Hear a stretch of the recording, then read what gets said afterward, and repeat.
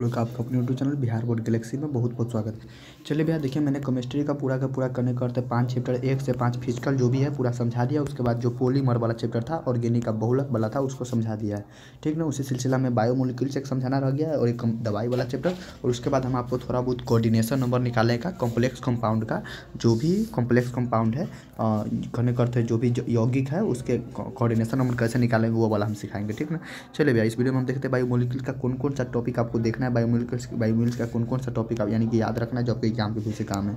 सबसे पहले याद रखिएगा जनरल फार्मूला ऑफ कार्बोहाइड्रेट का जनरल फार्मूला होता है CxH2O CxH2O और एक्स का जो वैल्यू होना चाहिए एक्स का जो वैल्यू होना चाहिए 3 से बड़ा या बराबर होना चाहिए। तो क्लियर है, तो खाली याद रखिएगा पहला बात। दूसरा का बात ये आप पढ़े काल में याद रहना चाहिए, ठीक ना। चलिए उसके अलावा आपको जो केवल काम का वही पढ़ाएंगे, उसके बाद कुछ एक्स्ट्रा जो निकल सकता नहीं है, ठीक ना।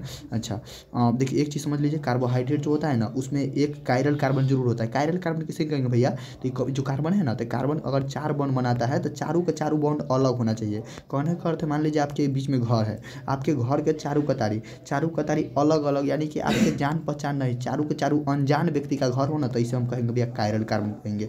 आप अकेला पड़ जाएंगे, कायरल कार्बन समझ गए ना। तो जब किसी कार्बन के चारों कतारी अलग अलग कंपाउंड हो, अलग अलग कोई भी कंपाउंड यौगिक हो, तो उसे क्या कहते हैं, बीच में कायरल कार्बन कहते हैं, ठीक ना। तो क्या होता है कार्बोहाइड्रेट, उसी डिफिनेशन ऑफ कार्बोहाइड्रेट के डिफिनेशन में एक यह भी आता है कि कंटेन एटलीस्ट 1 कायरल कार्बन, वो कायरल कार्बन कम से कम होना चाहिए उसमें, ठीक ना। अगला गिव पॉलीहाइड्रोक्सी कीटोन और अल्डिहाइड अपॉन हाइड्रोलाइसिस। सही बात है कि जब हाइड्रोलाइसिस करेंगे, कार्बोहाइड्रेट का हाइड्रोलाइसिस करेंगे तो वह क्या देगा, यानी कि कहने का तो पॉलीहाइड्रोक्सी कीटोन और पॉलीहाइड्रोक्सी अल्डिहाइड देगा, ठीक ना। याद रखिएगा जैसे शुगर का होता है C12H12O11 अगर इसका हम अगर हाइड्रोलाइसिस करेंगे, कहने का अर्थ जब वाटर में इसका जब घुलाएंगे तो हमें मिलेगा ग्लूकोज, ठीक ना। तो उसमें क्या मिलेगा, एक ग्लूकोज मिलेगा, एक फ्रुक्टोज मिलेगा। कहने का अर्थ है कि उसमें क्या होगा कि एक कीटोन, इसमें एक ग्लूकोज में होता है ना, ग्लूकोज में कीटोन ग्रुप होता है, जबकि फ्रुक्टोज में क्या होता है, अल्डिहाइड ग्रुप होता है, ठीक ना। तो ये सब कहने का अर्थ पॉलीहाइड्रोक्सी अल्डिहाइड और कीटोन ग्रुप वाला एलिमेंट हमको मिलना चाहिए,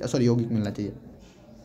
हाइड्रोलाइसिस ऑफ शुगर का जब जल में घुलाएंगे तो ग्लूकोज और फ्रुक्टोज मिलेगा, ये बात को याद रखिएगा। जो देखिए C6H12O6 ग्लूकोज का फॉर्मूला है, फ्रुक्टोज का भी C6H12O6 है, ठीक ना। लेकिन याद रखिएगा कि भैया ग्लूकोज के जो होता है ग्लूकोज में अल्डिहाइड होता है, ग्लूकोज में क्या होता है, अल्डिहाइड होता है, ये देख रहे हैं C double bond OH aldehyde, जबकि फ्रुक्टोज के फॉर्मूला में क्या होता है, कीटोन होता है, कीटोन याद रखिएगा, ठीक ना। इसीलिए इसे फ्रुक्टोज का दूसरा का केमिकल नाम है हेक्साकीटोज, जबकि ग्लूकोज का केमिकल नाम है हेक्सा अल्डिहाइड यानी कि हेक्सा अल्डोज। ग्लूकोज का केमिकल नाम है हेक्सा अल्डोज, जबकि कीटोन का केमिकल नाम है हेक्सा कीटोज, ठीक ना। क्लियर याद रखिएगा। उसके अलावा एक मिनट, हाँ क्या कहता है कि फ्रुक्टोज में कायरल कार्बन की संख्या कितना है, 3, जबकि ग्लूकोज में कार्बन की संख्या कितना है, 4। याद रखिएगा ग्लूकोज में कायरल कार्बन की संख्या 4, फ्रुक्टोज में कायरल कार्बन की संख्या 3। कायरल कार्बन कहने का अर्थ है देखिए कि वैसा कार्बन जिसके चारों तरफ अलग अलग एलिमेंट हो। देखिए ई कार्बन को देखिए, तो ई कार्बन देख रहे हैं, इसके यानी OH है, इधर H है, CH2 है, यानी क्या ऊपर C है। कहने का अर्थ अलग यानी ऊपर C नहीं बल्कि ऊपर ही पूरा एलिमेंट है,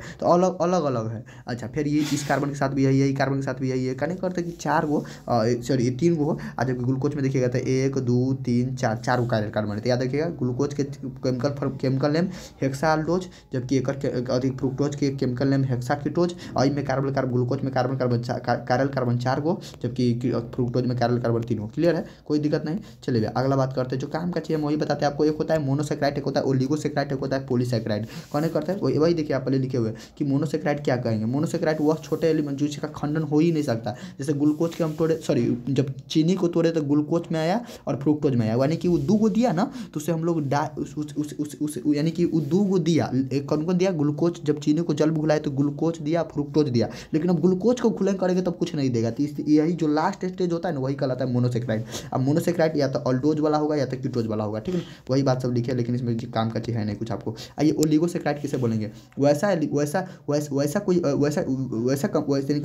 कार्बोहाइड्रेट जो 2 से 10 यूनिट तक दे, जैसे कि कहने करते जैसे शुगर है, शुगर में चीनी को जब हम पानी में घुलाए तो क्या दिया, एक ग्लूकोज दिया, एक फ्रुक्टोज दिया, यानी कि दोनों दिया, 2 गो दिया। वही प्रकार से और एलिमेंट है, जैसे रेफिनोज को तोड़ते हैं तो ये 3 गो देता है, ठीक, 3 गो चीज देता है, लेकिन 2 गो दिया। तो वैसा कोई यानी कि वैसा कार्बोहाइड्रेट जो 2 से 3 यूनिट मोनोसेक्राइड दे, 2 से लेकर 10 यूनिट तक मोनोसेक्राइड दे, उसे हम लोग क्या कहते हैं, ओलिगोसेक्राइड कहते हैं, ठीक ना। वही बात याद रखिएगा। जैसे देखिए यहाँ पर सुक्रोज को जब जल में घुलाए तो क्या दिया, ग्लूकोज और फ्रुक्टोज, ये दो यानी कि 2 यूनिट दिया कि ना, और दोनों को दोनों मोनोसेक्राइड है। तो जब वो वैसा कोई एलिमेंट वैसा कोई कार्बोहाइड्रेट जिसे हम जल में घुलाएंगे तो क्या हो, तो 2 से 10 यूनिट तक हमें क्या दे, ओलिगोसेक्राइड दे, ठीक ना, सॉरी मोनोसेक्राइड दे।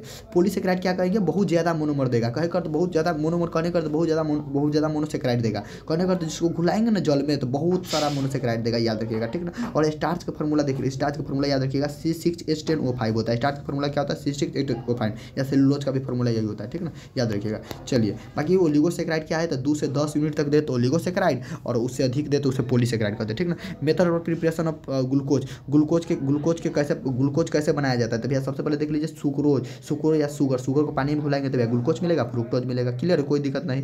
अच्छा स्टार्च से भी बना सकते हैं, लेकिन वो सब छोड़ दीजिए। हाँ, ग्लूकोज के फिजिकल प्रॉपर्टी पर आइएगा तो एक प्रकार की व्हाइट कैटलिस्ट है, नहीं देखिए ग्लूकोज उजला रहता है ना, आप लोग पिए, यानी कि हम लोग क्या करते हैं गर्मी के मौसम में उसको सेवन करते हैं। अच्छा उसके बाद स्वीट इन टेस्ट, मीठा होता है ना, मीठा लगता रहता है। क्या होता है, जब डब्बा में रखा रहता है तो हम लोग क्या करते हैं, जैसे अभी भी बचपन के बाद क्या बोले, अभी भी वैसे भी लेकर खा जाते हैं ना डिब्बा में, थोड़ा अच्छा लगता है खाने में, मीठा रहता है, ये समझ लीजिए। और जब भी मैं मुंह में रखेगा तो वो पानी में एकदम कन्वर्ट हो जाता है, ठीक ना। अच्छा क्या होता है अगला देखिए, इट इज ए मोनोसेक्राइड, सही बात है, एक मोनोसेक्राइड। तो याद रखिएगा ग्लूकोज का भैया फॉर्मूला होता है C6H12O6, लिख देते हैं C6H12O6। इसमें जो होता है इसे, इसका केमिकल नाम होता है भैया हेक्सालोज। हेक्सालोज क्यों भैया, क्योंकि 6 कार्बन है तो हेक्सा, एल्डिहाइड ग्रुप है तो इसलिए हेक्सालोज है। एक प्रकार के उजला क्रिस्टल होता है, ये स्वीट होता है, मोनोसेक्राइड होता है, ये सोल्यूबल होता है, पानी में घुल जाता है, सही बात है कि ना, लेकिन अल्कोहल में नहीं घुलता है, याद रखिएगा। स्प्रिंगली सोल्यूबल क्या करते हैं, यानी कि जब पानी में घुलेगा ना तो हल्का हल्का वो सब स्प्रिंग टाइप क्या बोले,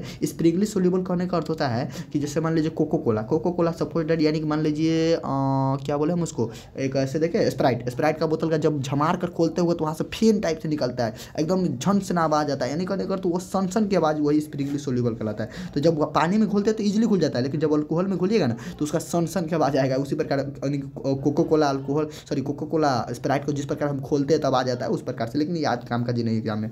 हाँ, it is 3/4 sweet in test in the compare of sugar. चीनी का 3/4 भाग या क्या होता है, चीनी जैसे मीठा होता है ना, उसका 3/4 भाग यानी कि मीठा होता है, ठीक ना।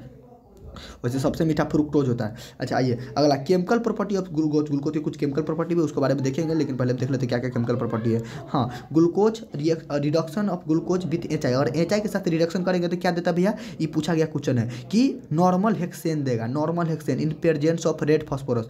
जब रेड फास्फोरस की उपस्थिति में ग्लूकोज का रिएक्शन एच आई से कराएंगे तो क्या देता है, नॉर्मल हेक्सेन देता है, क्लियर याद रखिएगा, बाकी इसमें कुछ है नहीं, ठीक ना। अच्छा, रिएक्शन विथ हाइड्रोक्साइल एमाइन, जब ग्लूकोज का रिएक्शन हाइड्रोक्साइल एमाइन के साथ कराएंगे तो क्या देता है, ग्लूकोज ऑक्जाइम देगा। तो जब हाइड्रोक्साइल एमाइन के साथ ग्लूकोज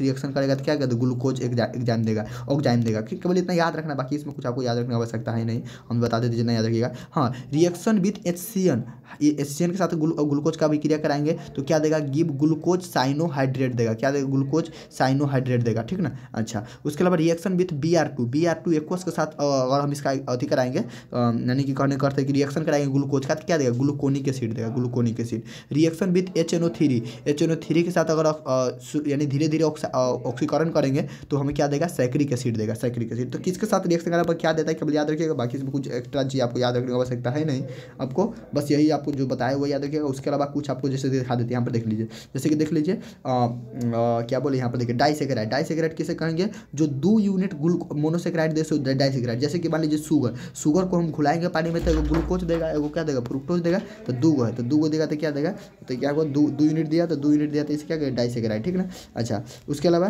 ट्राइसेक्राइड में क्या देगा, 3 यूनिट देगा तो ग्लूकोज फ्रुक्टोज गैलेक्टोज। देखिए जब रेफिनोज को जल में घुलाए तो क्या हुआ, 3 को दिया, ग्लूकोज फ्रुक्टोज गैलेक्टोज, तो 3 यूनिट दिया तो इसे बोलेंगे ट्राइसेक्राइड।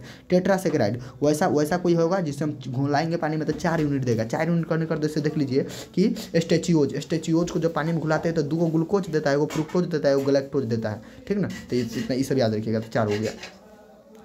ठीक ना। उसके बाद आपको ग्लूकोज के बारे में कुछ लिखे है कि इसका एओमी इतना होता है, इसको ऑल्डोहेक्सोज बोलते हैं, मोनोसेकेराइड है, फॉर्मूला ये होता है, mainly found in free stable में पाया जाता है। इसका जो कायरल कार्बन होता है, इसमें 4 कायरल कार्बन होता है, इसे याद रखिएगा। बाकी कुछ आवश्यकता आपको याद रखने का है नहीं। हाँ, इसके अलावा इसमें कुछ और बात आपको याद रखना पड़ेगा। ग्लाइकोसाइडिक लिक्विड नहीं याद रखिए आपको, जो केवल काम का है, क्योंकि अब एग्जाम नजदीक आ गया, आप सब चीज़ पढ़ नहीं सकते। हाँ, जो चीज़ आपके काम का चीज़ बता देते, ठीक ना। अच्छा, सेलुलोज कहाँ पाया जाता है? प्लांट में, पौधा में, ठीक ना। पॉलीमर ऑफ बीटा जो है ना, अगर पूछेगा सेलुलोज का बीटा डिग्लूकोज का पॉलीमर क्या है तो सेलुलोज है, सेलुलोज का मोनोमर क्या है तो बीटा डिग्लूकोज, वही सब याद रखना है। बाकी कुछ आपको याद रखने की आवश्यकता ही नहीं। देखिए, स्वीटेस्ट का ऑर्डर यानी कि कौन सबसे ज़्यादा मीठा होगा? सबसे ज़्यादा मीठा होता है फ्रुक्टोज, ठीक ना, जिसे हम लोग हेक्साकीटोज भी बोलते हैं। उसके बाद चीनी मीठा होता है, उसके बाद ग्लूकोज मीठा होता है, उसके बाद मल्टोज मीठा होता है, उसके बाद गैलेक्टोज मीठा होता है, उसके बाद लैक्टोज मीठा होता है। सबसे कम मीठा लैक्टोज है, सबसे अधिक मीठा कौन?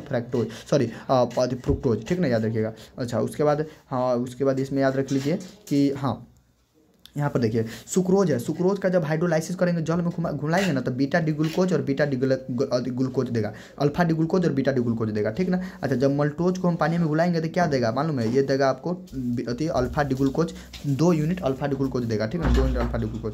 उसके अलावा लैक्टोज को जब हम पानी में घुलाएंगे तो क्या? लैक्टोज को हम मिल्की शुगर के भी नाम से जानते हैं। लैक्टोज का कॉमन नाम क्या होता है? Milky sugar. बच्चा सब नहीं पीता है, बच्चा बस जो बहुत यानी कि बच्चा सब का सेवन कराया जाता है, जो डिब्बा वाला दूध आता है उसी को बोलते हैं भैया लैक्टोज, ठीक ना। इसे मिल्की शुगर भी बोलते हैं, ठीक ना। और इसमें जो कि क्या देता है लैक्टोज? तो लैक्टोज बीटा डिग्लूकोज और बीटा डिग्लैक्टोज देता है, ग्लूकोज यानी कि 2 यूनिट बीटा डिग्लूकोज देता है, ठीक ना। इसको याद रखिएगा। बाकी कुछ इसमें आपको याद रखना आवश्यकता है नहीं। एमिनो एसिड के बारे में थोड़ा बहुत जान लीजिए। एमिनो एसिड उसे कहते हैं वैसा एसिड जो अमाइन भी रखे और कार्बोक्सिलिक एसिड भी रखे, एमिनो एसिड बोलते हैं। यह होता है ना एम्फोटेरिक होता है। एम्फोटेरिक कहने का अर्थ है कि यानी कि यह एसिड भी है और बेस भी है, तो एसिड बेस रिएक्शन करके उदासीन बना देता है, ठीक ना, तो वह एम्फोटेरिक कहलाता है, ठीक ना। दोनों गुण धर्म रखता है, क्योंकि भैया एमाइन जो होता है ना बेस होता है, कहने का अर्थ क्षार होता है, जबकि जो कार्बोक्सिलिक एसिड होता है तो एसिड है ही, बेस होता है, तो इसलिए इसे एम्फोटेरिक बोलते हैं। तो एमोनिक एसिड किसे कहेंगे? तो दोज कार्बोक्सिलिक एसिड, या सॉरी दोज कार्बोक्सिलिक एसिड बोल रहे हैं, those compound which contain amine and carboxylic acid is called amino acid कहते हैं, ठीक ना। 2 प्रकार का होता है, एक एसेंशियल होता है, एक नॉन एसेंशियल होता है। कहने का अर्थ एगो जो काम का वाला होता है, एक काम का नहीं होता है हमारे शरीर के लिए, यही कहलाता है, ठीक ना। बाकी प्रोटीन क्या है? प्रोटीन के बारे में देख ले, प्रोटीन याद रखिएगा। प्रोटीन जो होता है अल्फा अमीनो एसिड का पॉलीमर होता है, सॉरी पॉलीमर होता है प्रोटीन। उसके बाद इसका मास 1000 एम से ज़्यादा होता है। उसके बाद 100 से अधिक एमिनो एसिड रखता है प्रोटीन, ठीक ना। इसमें जैसे बाकी कुछ इसमें अभी याद रखने की आवश्यकता है नहीं। प्रोटीन का स्ट्रक्चर से हो सकता है 5 नंबर इस बार आ जाए, लेकिन वो नहीं याद रखिएगा। विटामिन क्या है? विटामिन में एक ऐसा विटामिन होता है जो पानी में घुलता है, एक ऐसा विटामिन जो पानी में नहीं घुलता है, तो विटामिन बी सी पानी में घुलता है, बाकी नहीं घुलता है, याद रखिएगा। कौन विटामिन से कौन कमी होता है? जैसे ए की कमी से रेटिनल होता है, विटामिन बी की कमी से थायमिन होता है। बाकी हर एक चीज़ जो काम का चाहिए विटामिन अगर मान लीजिए विटामिन डी होगा तो विटामिन डी की कमी से रिकेटस होगा, विटामिन सी है तो स्कॉर्बी होगा, बाकी सब याद रखने की जरूरत है। बाकी कुछ है नहीं, ठीक ना। और इसमें आपको न्यूक्लिक एसिड, डीएनए, आरएनए, हाँ डीएनए का फुल फॉर्म क्या होता है, आरएनए का फुल फॉर्म क्या होता है, डीएनए का 2 एग्जाम्पल, आरएनए के 2 एग्जाम्पल याद रखिएगा। बाकी इसमें कुछ पढ़ने की आवश्यकता नहीं है, जितना बता दिए उतना केवल देख लीजिए, इसमें एक्स्ट्रा कुछ आपको याद रखने की आवश्यकता है नहीं। हाँ, तो ये सब जरूर देख लीजिएगा, जितना बोल दिए भैया उतना देख लीजिएगा। और फिर अब अगला चैप्टर हम प्रयास करेंगे आपको समझा देने का, और पूरा आप लोग समझ लीजिएगा। बाकी आपका पूरा डाउट क्लियर रहेगा, कोई दिक्कत नहीं होगा। बाकी पूरा फिजिकल और ये 2-3 चैप्टर लास्ट का जरूर कमेंट कर लीजिए।